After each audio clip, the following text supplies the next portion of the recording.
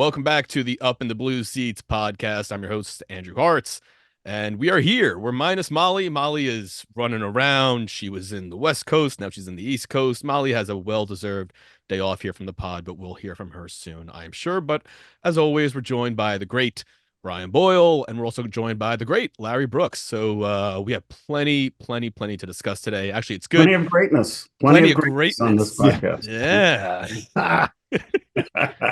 We're bringing it today. Listen, you got to bring out some greatness, especially after the mediocrity that we saw on the road trip here, which we'll get into a little bit. Thankfully, we're not recording it the day after, so the emotions have run down a little bit.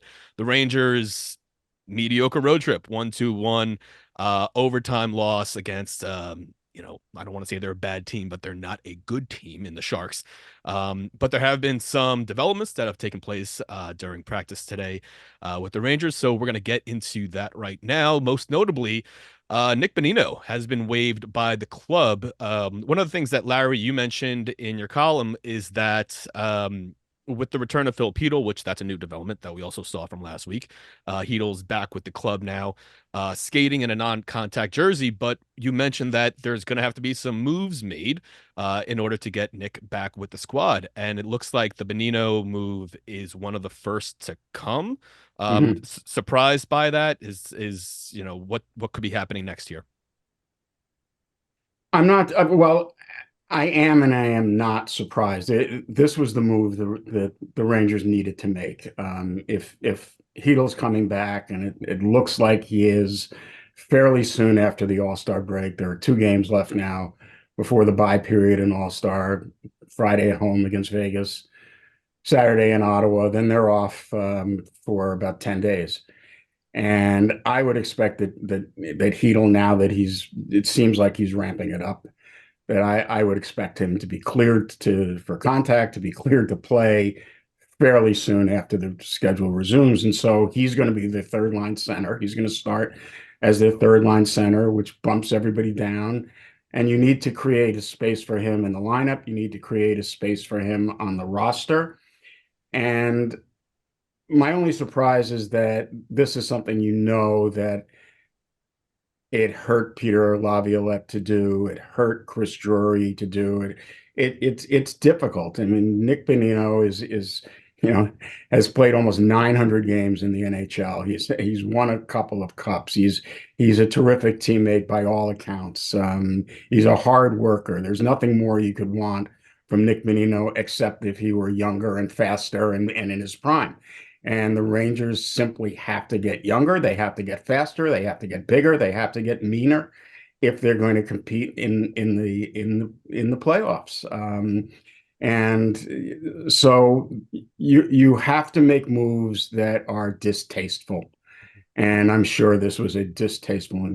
No one wants to put a veteran of Bonino stature on waivers. You don't. But it's part of the process. It's necessary to be done. And I think that it'll be the first of a number of moves the Rangers make between now and the deadline, depending on what happens. To predict, I don't know, is Hedl going to remain healthy? That's an X factor. I mean, who is moving to the wing? Can Blake Wheeler keep his spot? It looked like Wheeler was skating again today with Kreider and Zibanejad. So this would be like, the second or third time they've tried that permutation. They just can't seem to find the guy, and it doesn't mean that it's the guy's fault. And Zibanejad and Kreider need to pick up their 5-on-5 games. There's no question about that. So, these are all interlocking decisions that are going to be made. Can Wheeler stay on the right side of that line? Do they need to get a right wing? Are they going to bulk up their fourth line? So there are a lot of questions to be answered in before March the 8th. But I think the Bonino move was the first. A tough one. I mean, and Lavi said it. It's a tough day. That's tough. Pro sports aren't kind eventually to anyone. It's really a difficult thing, but it hasn't really worked. And you know, you could kind of go down the list after that road trip, and they weren't at their best. There wasn't the same energy.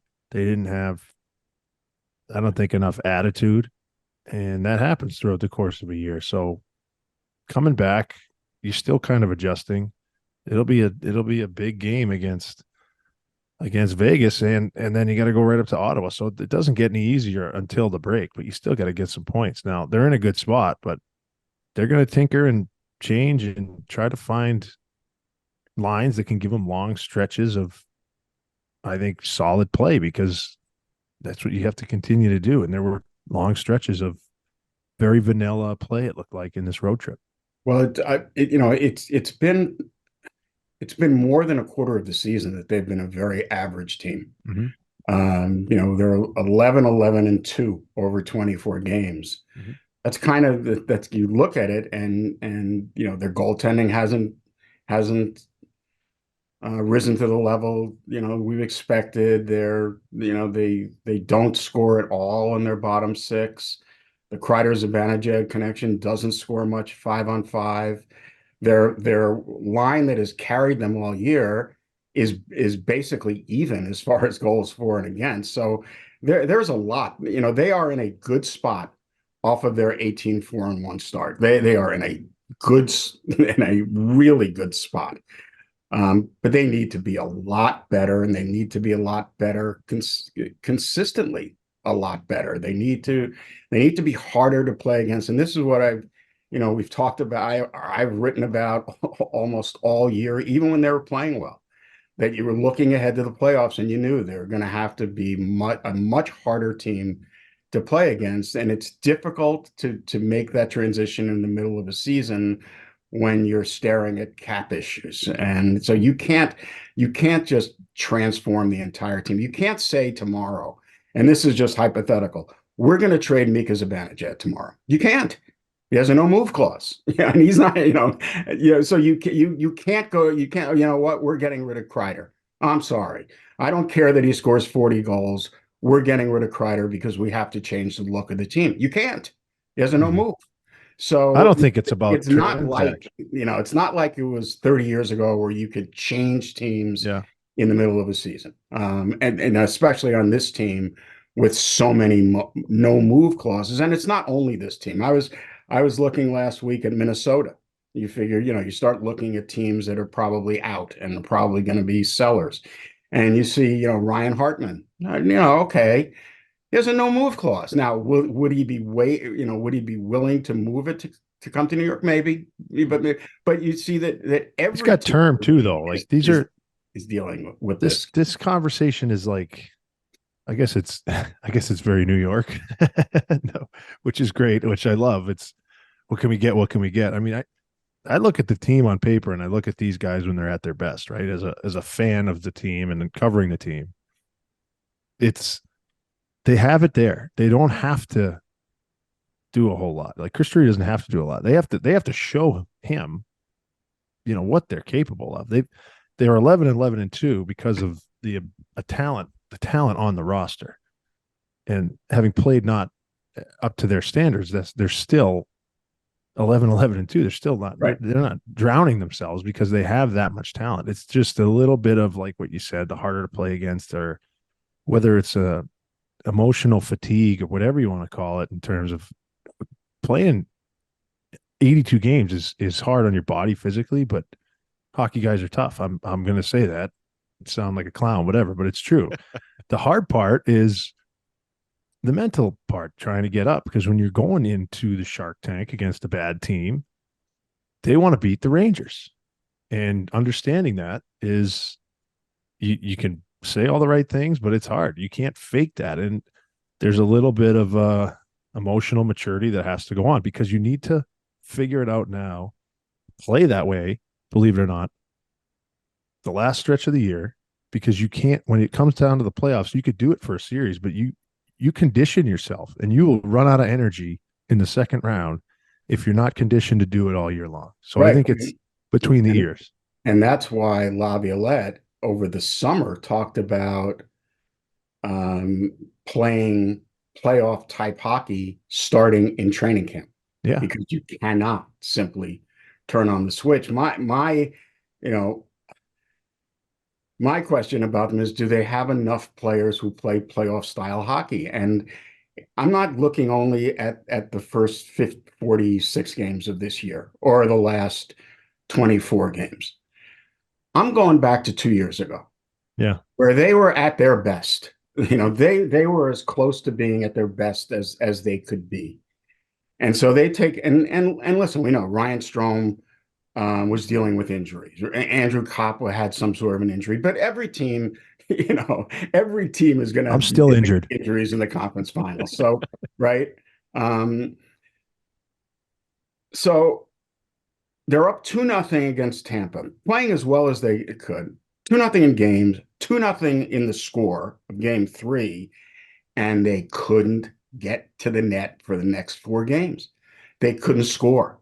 They scored, 5 goals in the final 4 games. One of them was at even strength. And the even strength goal, 5-on-5 goal, came from Ryan Lindgren flinging a puck from the half boards on the left side that went in. So they had no attack their final 4 games when Tampa just muscled up, drove into Shesterkin every chance they get, crashed the net. The Rangers couldn't get to the net, and the Rangers couldn't keep Tampa from getting to their own net. And that's what I look at, is that's where the Rangers have to improve. And I'm not sure that they have. I'm not sure that they have enough players who are going to get to the net and score those kinds of goals in the conference finals. That's what I'm looking at. It is a talented team, but it's not as talented team, say, as Colorado, right? So you're not talking about the most elite talent in the world here. You're talking about a talented team that may or may not have the necessities to win in the conference finals. And that's all I'm looking at. I'm not looking at whether they're going to finish in the top 7 of the league. And listen, they're a good team. They've been a fun team to watch for a few years. People shouldn't have such short memories that they don't remember 2019 or 2018-19. I mean, the Rangers bounced back fairly quickly. You take a look at teams around the league. How many years has Buffalo been out of it? It just takes it's like decade they haven't been in. So and the Rangers kind of turned it around. And they're back. They're back contending for something, but what they're contending for, I'm not positive, because I just don't see enough of those players on this roster, and I think that's going to be that's going to determine their fate. Can they get to the net in the third round?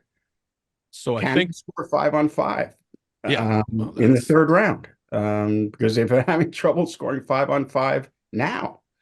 that's been clearly documented, because they're not a great 5-on-5 team. We still haven't seen that improvement.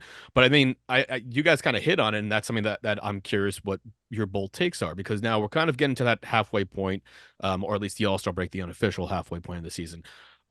First 24 games, Rangers, or I'm sorry, first 23 games, Rangers 18-4-1.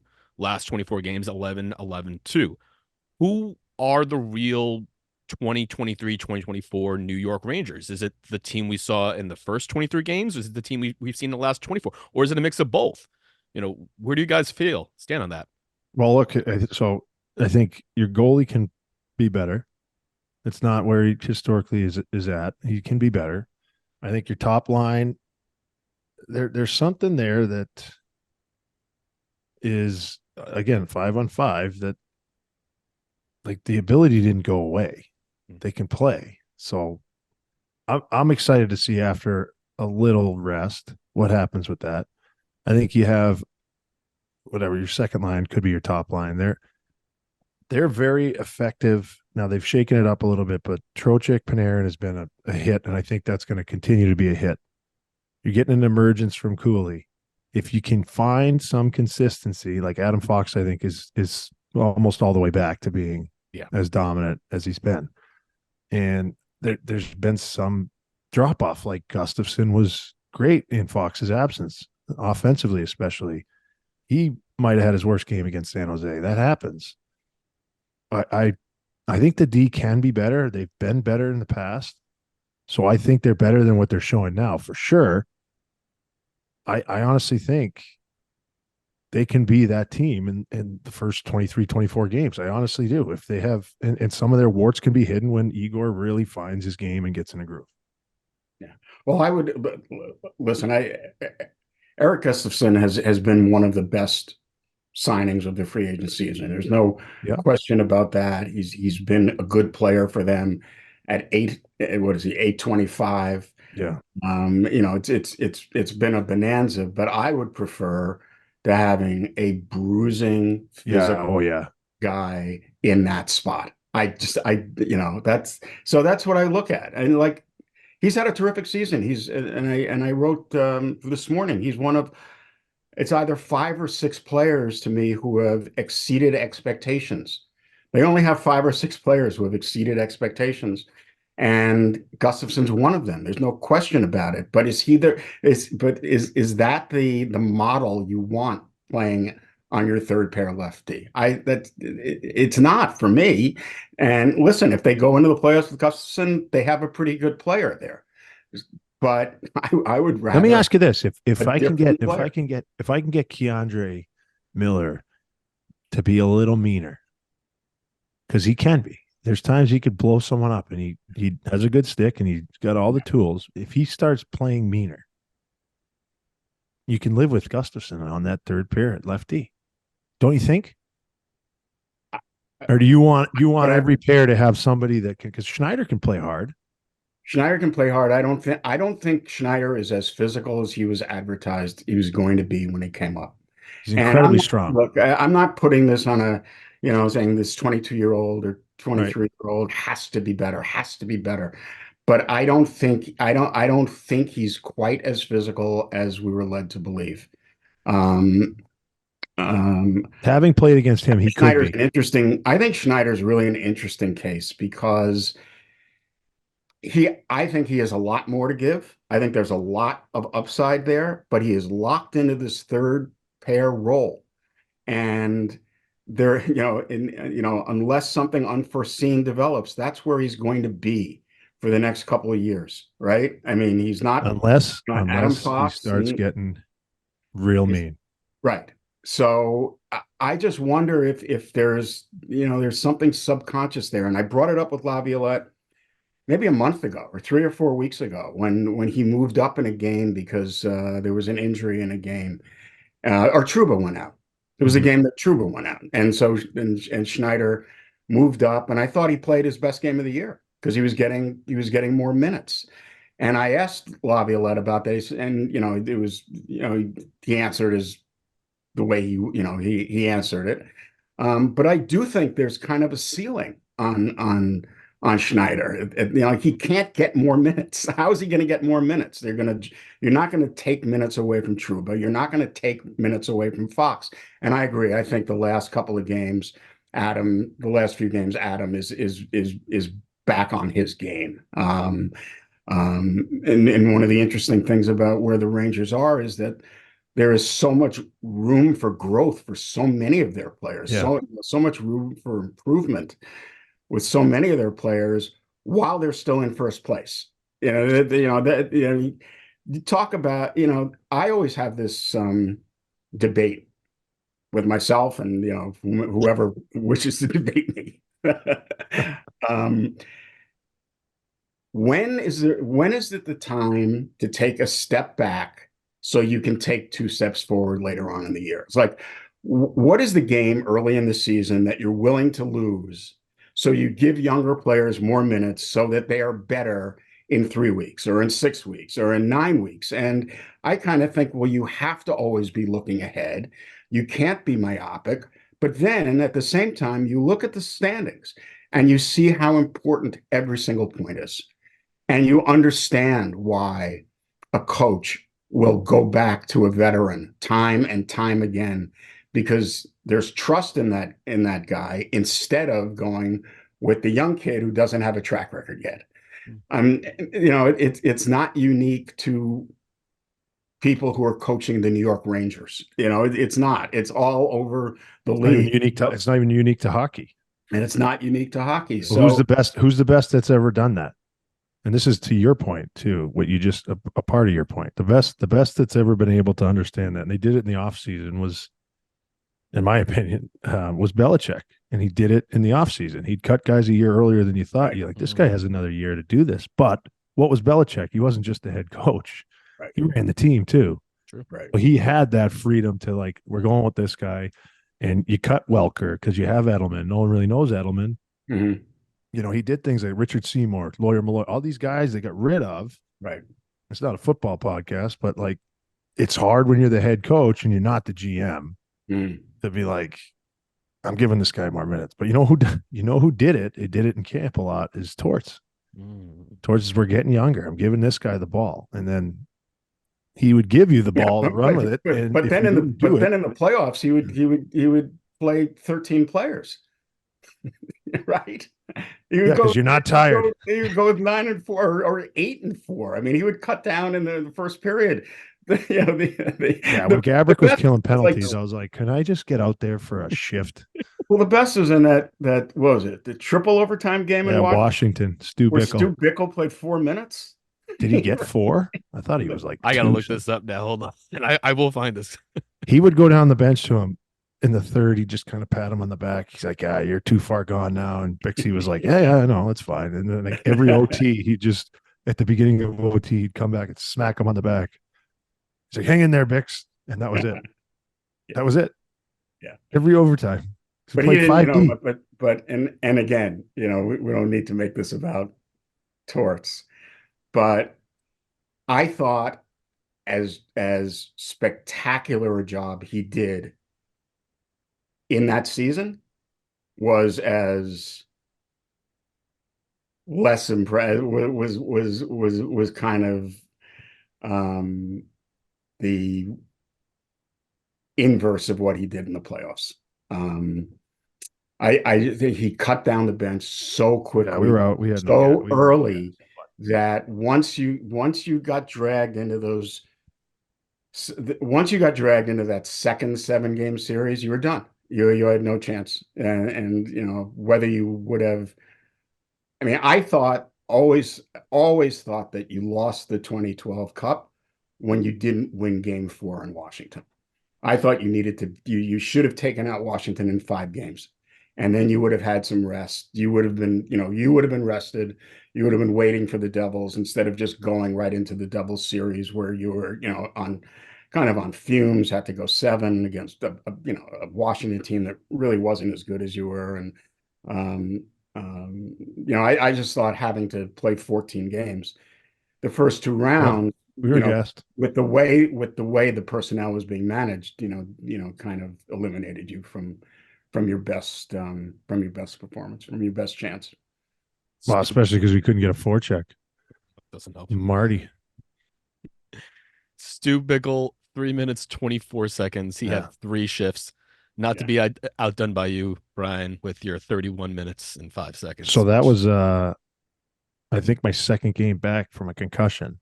Was that really? And I had a broken elbow still the whole rest of that playoff.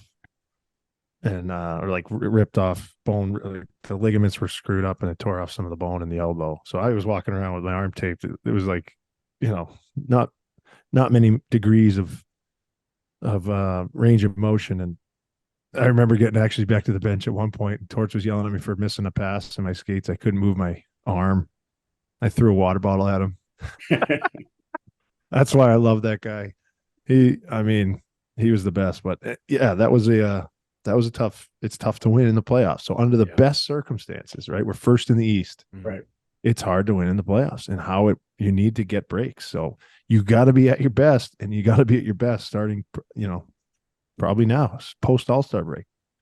Well, that's the most important thing. And, you hate to see it when, especially on this past road trip, the Rangers give up points. And they weren't doing it intentionally, like you both were mentioning, where, you're not trying to lose in overtime to the Sharks but the one thing that I do want to bring up from that road trip, because I'm not saying it was out of character of Lavs, or at least I thought it was, in the post game scrum where he's talking about the overtime loss, where Mika got picked, and the terrible way to end the game.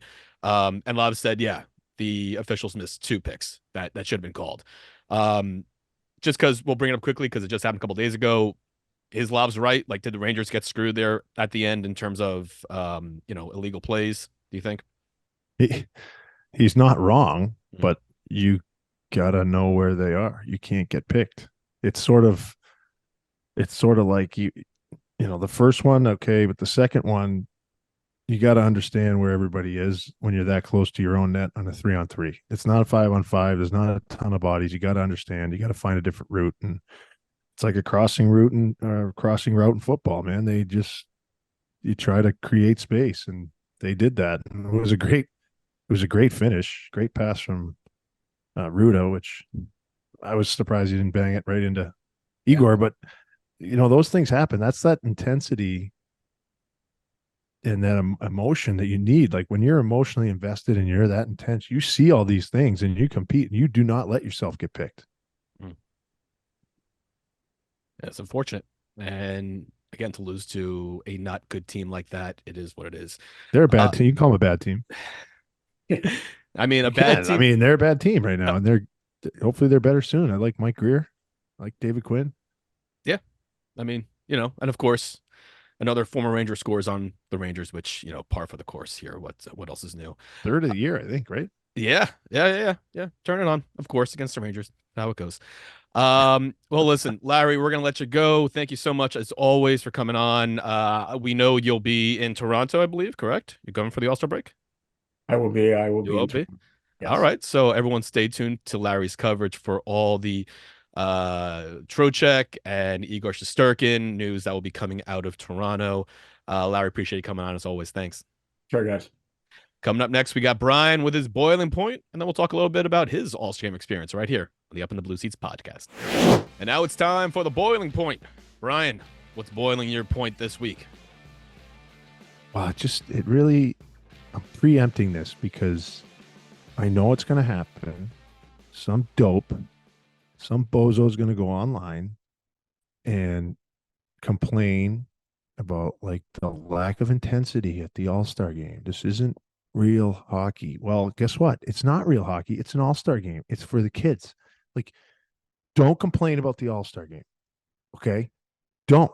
Like, if you have a problem, you don't have to watch it. I want you to watch it. I mean, I think it's really, really entertaining. And the kids love it.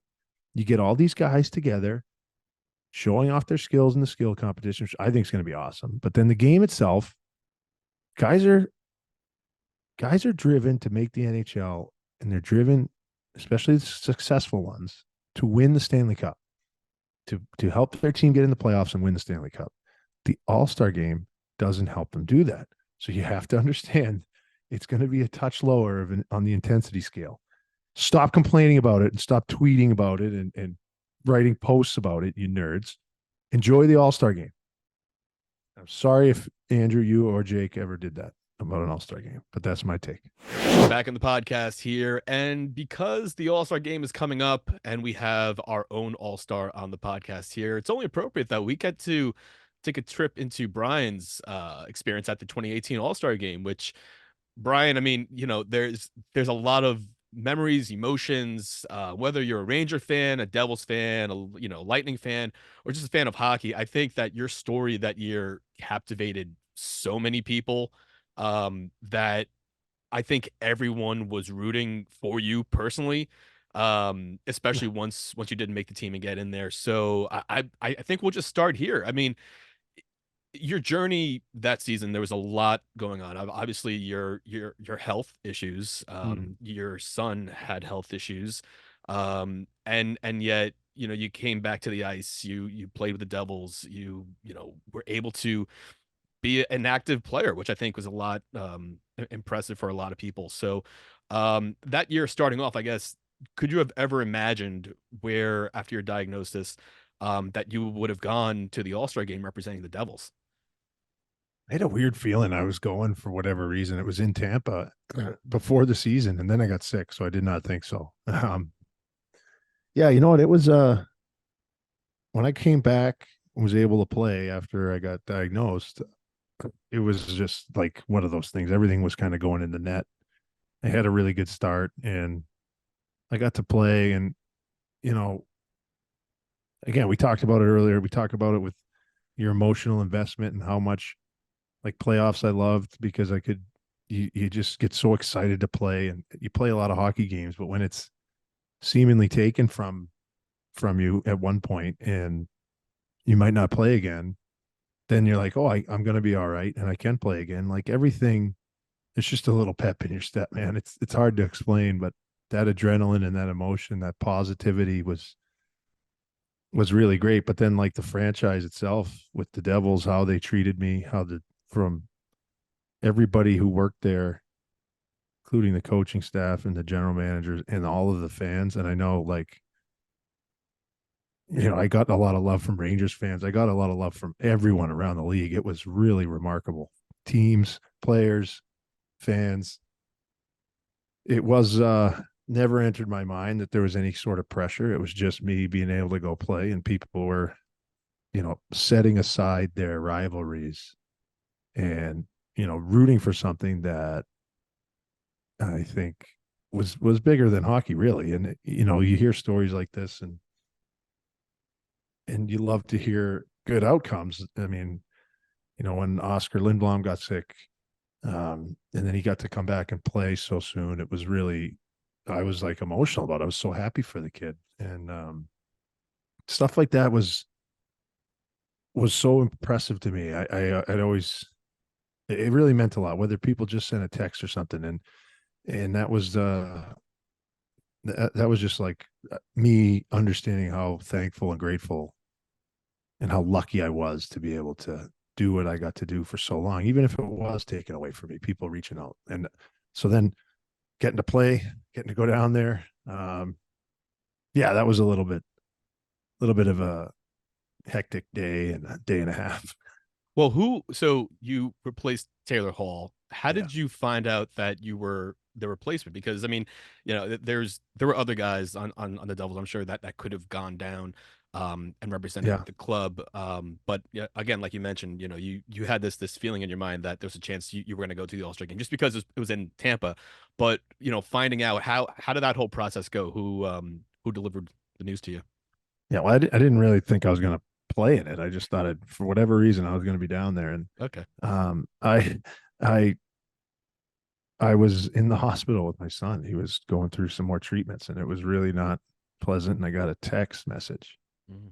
and I'd come back, and this was like maybe a week before. Or I forget what it was, but they're like, we need an answer. So I came back. I had a game and talked to Halsey. Halsey, I think was Taylor Hall's like the first guy to come up to me. He's like, "This is so awesome. I'm so happy you're going." And I'm like, "Dude, this sucks. You can't go to the All-Star game." Like and he won the MVP that year. And um, yeah, it was just such a great guy and a great move by him to let me know. And then they're like, "Hey, we kind of need to know the answer." And my son had to go back Mm. to the hospital again. And we didn't expect that one. And this was a big surgery. He was going to go under, and he was in the ICU. He was under for more than, I think it was probably 36 hours or something. And it was really difficult to leave. Well, I never left until he woke up, and I had to leave this one. So I told my wife right when they told me, I was like, I'm not going. I'm doing this. Um, and she wouldn't let me. She said, you have to do it. And it was not easy getting on the plane. And my dad ended up coming with me. He was really saying, like, you got to go, you got to go. And, in hindsight, they were both right. But I was just like, I can't leave him. This is stupid. This is like, and then, they tried to tell me, it's not just for you, and we're going to have memories. And I do have a memory on my phone of him waking up and watching Oh, those man. intros and stuff that were pretty sweet. And he was still only 2 years old. But he's up talking, and he's got all these tubes connected to him. And so I'm like, I had my phone on the bench trying to take some photos of guys I knew and being on the ice, knowing I wasn't going to be back there. um, and my wife sent me that, and I'm like about to do the skills thing, and I'm like, oh my God, I can't do it. I got to get off the ice. So I actually had one of the Tampa trainers pour a couple beers in a Gatorade bottle, and I started swigging the beer out of the Gatorade bottle. Did you 'cause really? I'm like, I got to calm Wow. down here after the skills session. Is that why you came in second place, Brian? I had that thing one. I missed my easiest shot, dude. High blocker. I could do that in my sleep, and I missed it. I hit the post, and then Besser came in and he clipped me by just a little bit. I mean, still, I mean, everything going on at that point, at least emotionally and mentally, the fact that you were able to compete and still put on a pretty damn good show to the point where you almost did win. I mean, that's impressive in of itself. One of the things I mentioned to you, because I knew that we'd be talking about this before the show, is that I was looking at just old clips, the reception that you were getting down in Tampa, and you could just tell the love that they felt for you and that they still feel for you. That I believe it was during the skills competition or the the competition day where they would pan to you on the jumbotron and then everyone would go crazy and then they'd pan off and then they would either boo or like not acknowledge and then to go back to you like it, what is that feeling like essentially that just outpouring of love that I mean granted it's a lot of Tampa Bay fans I'm sure because that's where the game is but there's also other hockey fans there that you were able to unite an entire hockey fan base to be rooting for you. I mean that's wild. That doesn't happen too often for players. Yeah, it was a weird feeling to be quite honest. Not I'm like I kind of wanted it to be done with because there's so many great players there and they put on a show. I love the All-Star game. That actually will I do have a boiling point. I don't know if I said it last time, but they had a profound effect on me, and I'll never forget it. Right? I love my time in New York, and then that All-Star game, just because of everything that went on. My wife said, "I got 2 frames. I'm going to frame your jerseys." I never really collected anything or framed anything, and so in my office is the painting with me in Tampa, which I really really love my time there.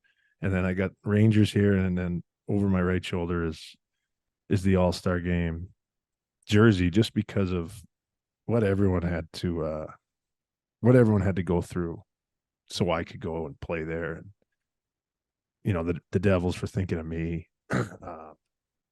Geez, you think it'd be easy to talk about this many years later, 6 years later, or whatever it is. But it was like my wife just hunkering down in a hospital with my daughter, who was 6, 7 months old at the time, just kind of along for the ride in her stroller.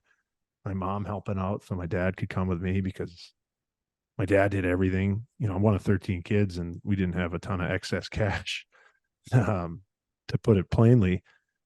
But being able to, like, everything he did for me growing up to play the game. So him coming down and enjoying that. My brother was in school. He drove over. He was in St. Pete. He drove over with his buddy. So just having a couple of people there to share with, but most importantly, my dad, would have loved to have my whole family, but it was such a quick turnaround. And, I love the people in Tampa. They were so good to me. It was weird being on a different team. And then later that year playing them in the playoffs, I didn't get as many cheers then. It was just remarkable. And it's hard to play when that's all going on. But I'll never forget those 2 days.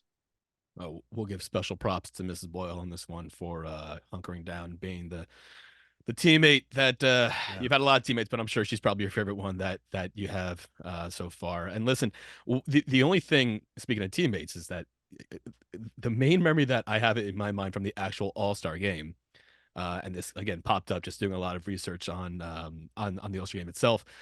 There was a play with Claude Giroux where he has a breakaway. And I think this is in the first or whatnot. And he looked back to possibly pass it to you, but instead of passing back, he took the shot. Did you ever have to bring anything up to me? Like, dude, come on, man. This is like my one time. He was unreal. And he like offered to play with me. And I'm like, I'm confident in what I can do. And especially in 3-on-3. Like, every guy who's in the NHL has skill level and can play. He was trying to get me a goal so bad. And they just wouldn't let me. Like, and it was the Tampa guys I was playing with, and they just took me away the whole way. That was so bad. They were like, "You wore out. You're welcome here. You're done." G ends up finishing and scoring. He's like apologizing to me. I'm like, "No, dude, don't." I'm not like. It's close to a Make-A-Wish, but I'm not a Make-A-Wish kid. Like, this is like, I can play a little. Like, we'll figure it out. And I actually I beat Carlson wide and tried to put it between my legs and score. on Vasi, and he saved me, and I yelled at him, and he's laughing. So I mean, guys are still going to compete. That's maybe not to the level of a regular season because no one wants to get hurt, but there's some pride on the line still. It was a special moment and special game. Thank you for sharing that with us and everything. And we'll be looking this upcoming All-Star game for a special moment with either Trocheck or Shesterkin. So we'll have to see. But yeah, something that I'm glad we got to talk about. And thanks for sharing it. And we're going to close out the show next. And that'll put a bow on episode 142 of the Up in the Blue Seats podcast from the New York Post. But as always, before we get out of here, we got to dish out some stars. Brian, I'm going to let you go first this week. Who do you got? I'll take number 3, Will Cooley. I like where his game's trending. I like how he goes in straight lines. I like that line, even though it looked like they got broken up today. That is a player that is going to continue to get better as long as he keeps doing the same things. He'll finish more. He'll get more chances. He'll get more ice. Yeah, I like it. It's good. Good third star.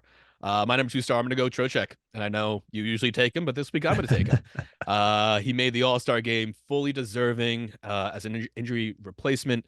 You can tell he's very excited about it, especially saying that he's excited to do this one with his family there. And, that's really, again, after your whole experience at the All-Star game that you shared with us, getting to see and hear that from Trocheck about him and exciting to share with his, that's really exciting. So, and fully deserving too. It's not like he's someone that they just kind of plucked off the team. Like Troche fully deserves this, as we spoke about in the podcast. Oh, so, yeah. Congrats to you, Troche. Brian, your number 1 star of the week. Number 1, you got Adam Fox. He's back. Get excited. He's back. Get excited, as everyone should be excited. It's so important to this team. And I'm gonna do an honorable star this week. It's a big one. It's a milestone. 2,000 NHL games going out to Cass Marks. And Brian, you've shared quite a bit of time with him, I'm sure. So that's quite the accomplishment, especially spending that much time in the league. Yeah, he's unreal at his job. And it's not easy to do that. And his work ethic, everything he's done for those players, the amount of different equipment he can come up with, it's wild what this guy can do. He's a wizard back there. So yeah, good for him. Congrats to Cass. What's like the one memory you have of him? Do you have anything that comes to mind initially?